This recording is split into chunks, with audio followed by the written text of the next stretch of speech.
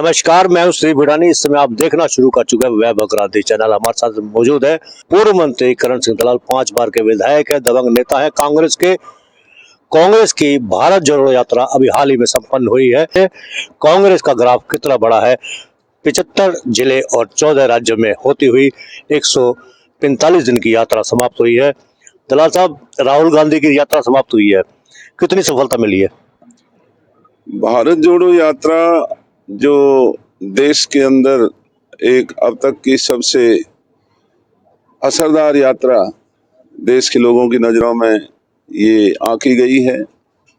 राहुल गांधी जी के बारे में जो भारतीय जनता पार्टी के लोग या हमारे विरोधी जो इधर उधर की बातें करते थे, इस यात्रा के बाद देश के राहुल विरोधी जो लोग हैं वो अब स्वीकार कर चुके हैं कि राहुल गांधी जी आने वाले समय के एक उभरते हुए नेता हैं, जो मोदी के सामने, देश और दुनिया के सामने भारतीय जनता पार्टी और मोदी की जो शासन की और उनकी हुकूमत की जो गलतियां हैं, जो उनकी जानबूझ करके इस देश को बर्बाद करने की, जाति और धर्म की जो साजिश बीजेपी करती आ रही है, उसका पर्दाफाश कर रहे हैं। किस तरीके से नौजवान, बेरोजगार, किसान, मजदूर जो आज मायूस हैं, उनके दर्द को वो देश और दुनिया के सामने रख रहे हैं। और भारतीय जनता पार्टी ने किस तरीके से धनाढ्य लोगों को के हितों को साधने का जो काम किया है, जो बड़े बड़े जो व्यवसायिक घराने हैं, उनके हितों को किस तरीके से भारतीय जनता पार्टी साधने का काम कर रही है, उसका खुलासा भारत जोड़ो यात्रा के दौरान पूरे देश के और दुनिया के सामने बहुत सफलतापूर्ण तरीके से हुआ है। क्या मान कर चलते हैं कि जो ये अभी आजकल जो चल रहा है सोशल मीडिया में बागेश्वर धाम का, समर्थक ये कह रहे हैं, हिंदू समर्थक, सनातन धर्मी कह रहे हैं कि कांग्रेस की 145 दिन की यात्रा में राहुल गांधी देश को नहीं जोड़ पाए, बागेश्वर धाम ने 40 करोड़ लोगों को जोड़ दिया अपने साथ। ये जो इस तरह की बातें हैं, जो राहुल जी की भारत जोड़ो यात्रा का राजनीतिक कोई इतना मकसद नहीं था। भारत जोड़ो यात्रा में राजनीति से हट करके देश के दर्द को उजागर करने की कोशिश की गई, जिसमें वो बहुत सफलता राहुल गांधी जी को और कांग्रेस को हासिल हुई है। और भारतीय जनता पार्टी जो निरंकुश होकर के देश के लोगों को कुचलने का काम कर रही थी, इस यात्रा के बाद भारतीय जनता पार्टी और मोदी कैंप में बहुत बड़ी घबराहट है। बहुत ज्यादा उनको जो अपना गिरता हुआ जो भविष्य है वो अब नजर आने लगा है। तो इस भारत जोड़ो यात्रा का किसी और मुद्दे के साथ जोड़ना ये कोई समझदारी की बात नहीं। क्या बात है कि फिर सर्वे में अभी तक मोदी, पीएम मोदी जो है 50% पे डटे हुए हैं और 14% पर राहुल गांधी सिमटे हुए हैं। ये जो आंकड़े हैं, ये भारतीय जनता पार्टी के अपने सूत्रों से बनाए हुए ये इनके झूठे आंकड़े हैं। और अगर आपने हरियाणा में देखा होगा, पिछले दिनों गोहाना में गृह मंत्री का जो वहां पर एक बहुत बड़ा राजनीतिक अभिनंदन करने का तमाशा किया जा रहा था, तो वहां जो गृह मंत्री की उस रैली में भारतीय जनता पार्टी की लाख प्रयासों के बाद भी वहां 2-2.5-3 हजार लोग भी नहीं इकट्ठे हो सके। तो आप इनकी लोकप्रियता का अंदाजा यहाँ से लगा सकते हैं। और आज जो भारतीय जनता पार्टी जिस तरीके से देश के लोगों को बांटने का काम कर रही थी, जिस तरीके से देश के अंदर ईडी, इनकम टैक्स और जो केंद्रीय एजेंसियों का दुरुपयोग हो रहा था, जिस तरीके से जो जीएसटी और नोटबंदी जैसे काले कानून बना करके इस देश को बर्बाद करने का जो काम भारतीय जनता पार्टी ने किया, आज राहुल गांधी की भारत जोड़ो यात्रा के बाद भारतीय जनता पार्टी को अपना गिरता हुआ ग्राफ नजर आ रहा है। और उन्हें 2024 में भारतीय जनता पार्टी अब अच्छी तरह से समझ चुकी है कि दिल्ली 2024 में भारतीय जनता पार्टी से बहुत दूर है। 2024 के चुनाव भी आने वाले हैं, 2023 चल रहा है। किस तरह से आगते हैं कि भारत जोड़ो यात्रा का उसका कितना बेनिफिट कांग्रेस को मिलेगा? क्योंकि विपक्ष जो है अभी तक एकजुट नहीं है, राहुल के खेमे में जाने को तैयार नहीं है विपक्ष। नहीं, ऐसी कोई बात नहीं है, और सभी जो विपक्ष के लोग हैं वो इस बात को महसूस कर चुके हैं कि बिना कांग्रेस के अब देश के अंदर विपक्ष की राजनीति नहीं चल सकती। और अगर 2024 में भारतीय जनता पार्टी के राज से इस देश के लोगों का पीछा अगर छुड़ाना है तो कांग्रेस को साथ लेकर के और कांग्रेस के नेतृत्व में ही एक बहुत बड़ी कामयाबी देश की जो विपक्षी पार्टियां हैं वो हासिल कर सकती हैं। और 2024 में आप देखेंगे पूरे देश की विपक्ष मिलकर के कंधे से कंधा मिला करके भारतीय जनता पार्टी को इस देश से चलता करने का काम करेगा। अब जो कि भारत जोड़ो यात्रा समाप्त हो गई है और 26 जनवरी को हाथ से हाथ जोड़ो यात्रा भी अभियान शुरू हो गया अब कांग्रेस का, क्या रहेगा अभियान के अंतर्गत हाथ से हाथ जोड़ो यात्रा में? देखिए, जैसे 8 साल के शासन में भारतीय जनता पार्टी ने हरियाणा को जिस तरीके से बर्बाद करने का काम किया है, बेरोजगारी इतनी ज्यादा हरियाणा में कभी नहीं बढ़ी जितनी आज भाजपा के राज में नौजवानों की बेरोजगारी देश के लोगों को देखने को मिल रही है।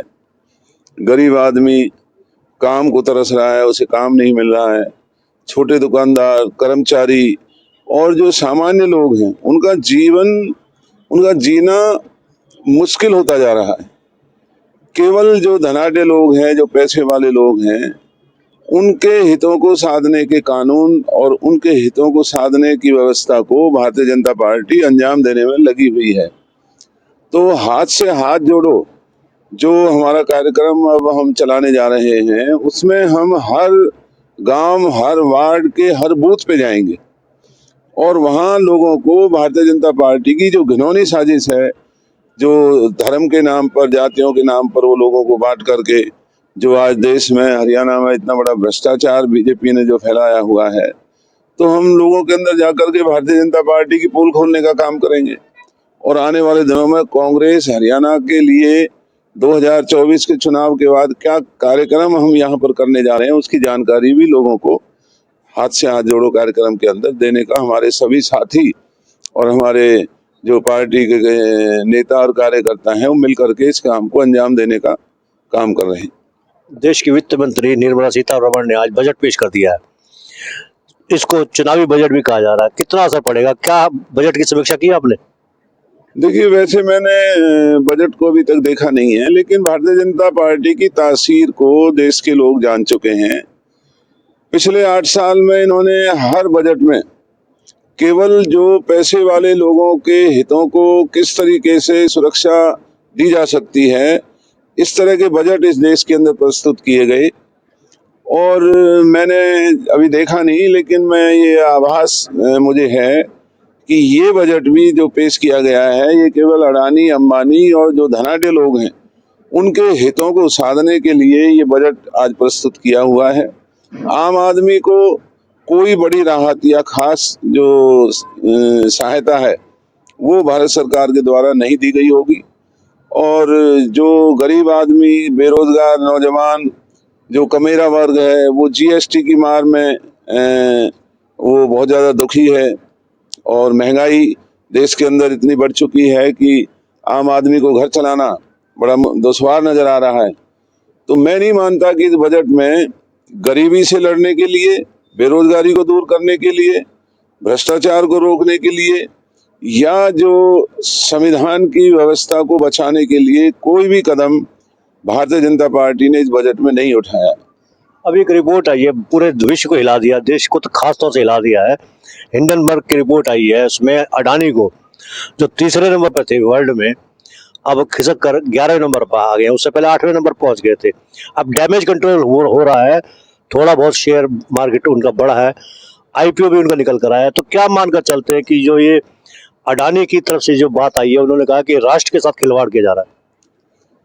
ये हिंडनबर्ग जो अमेरिका की एक बहुत मशहूर और उनका एक अपना नाम है और दुनिया के बड़े बड़े व्यवसाय और सरकारों के बारे में वो अपनी गोपनीय रिपोर्ट हमेशा प्रस्तुत करते आए हैं।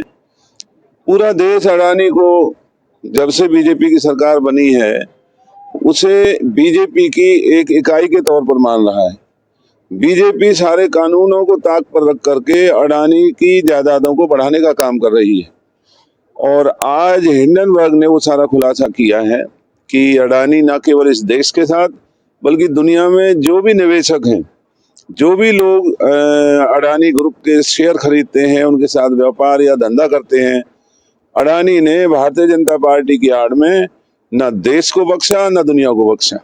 और आने वाले दिनों में आप देखेंगे अडानी जो आज भारतीय जनता पार्टी की सुरक्षा में कानून की परवाह नहीं कर रहा है, 24 का जब चुनाव होगा और 24 के चुनाव के बाद भारतीय जनता पार्टी का जब तख्ता पलट होगा, तो उस वक्त देश के लोगों की असली सच्चाई उस वक्त लोगों के सामने आएगी कि ये तमाम का तमाम जो अडानी ग्रुप है, ये अडानी नहीं बल्कि ये तमाम का तमाम भारतीय जनता पार्टी के नेताओं का एक गिरोह है जो इस देश को लूटने का काम कर रहा है, गरीबों को गरीब बना रहा है और सरकारी संपत्तियों को बटोरने का काम कर रहा है।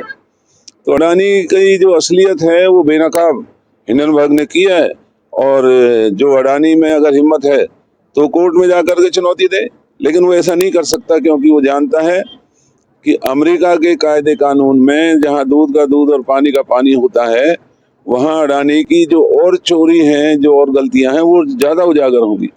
ऐसा भी अंदेशा व्यक्त किया जा रहा है कि जो अडानी की कंपनियां हैं उसमें LIC और SBI का पैसा काफी लगा हुआ है। ऐसा भी माना जा रहा है, अंदेशा व्यक्त किया जा रहा है कि जैसे मेहुल चोकसी या दूसरे उद्योगपति देश से पलायन कर गए हैं, आने वाले समय में अडानी भी देश से पलायन कर सकता है अगर पैसा डूबता तो। हाँ, निश्चित तौर पर ये बात कांग्रेस के नेताओं ने पहले भी कही है कि अडानी कभी भी देश को छोड़ के भाग सकता है। और आज भी हम ये शंका व्यक्त कर रहे हैं कि अडानी के ऊपर निगरानी होनी चाहिए, इनके पासपोर्ट जब्त कर लेने चाहिए। जिस तरीके से दुनिया की सारे जो एजेंसियां हैं वो सतर्क हो चुकी हैं, अडानी कभी भी ये देश छोड़ को भागने की साजिश कर सकता है।